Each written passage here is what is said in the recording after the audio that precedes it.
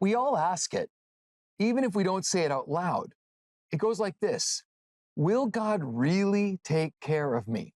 It's not just a question for crisis moments. It's that ache beneath our anxiety, our striving, and our fears about the future.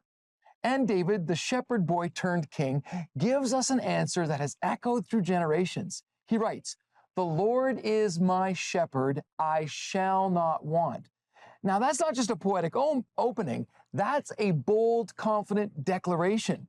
David doesn't say the Lord is a shepherd, he says he's my shepherd. David is reminding us all that God is personal, he is intimate, he is real. The challenge given is for us to reflect on whether God really is leading us or if we are actually wandering in our own wisdom and strength.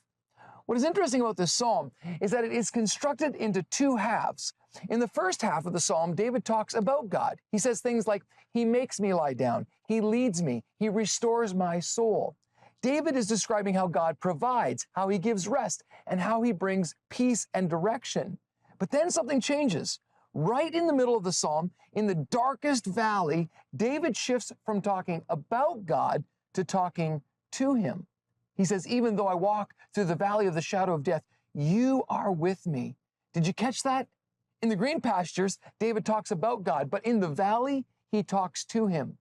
It's in the darkness, not always in the light, where we discover the nearness of God, where our theology becomes intimacy, belief becomes relationship.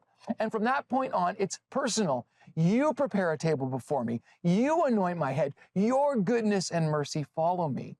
Here's the truth that David learned, and so must we. It's that God's love is unconditional, but His blessing is experienced in proximity.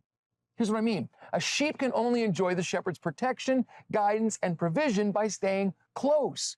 Wander off, and yes, of course the shepherd will pursue you, but you still have to return. You still have to follow. Here's the deal. Too many of us want God's blessing without following His voice.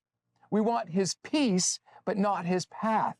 But David makes it clear, when the Lord is your shepherd, when you walk with Him, listen to Him, stay close, you lack nothing that truly matters. So today, ask yourself this question: am I close to the shepherd? Am I following His lead, or just asking Him to rescue me from the destructive paths I keep choosing? Because the answer to the question, will God take care of me, depends on another one. Am I trusting Him to lead me? If your answer is yes, then His promise stands. Surely goodness and mercy will follow me all the days of my life, not because life is easy, but because God is with you. And that is a stepping stone to becoming who God has created you to be.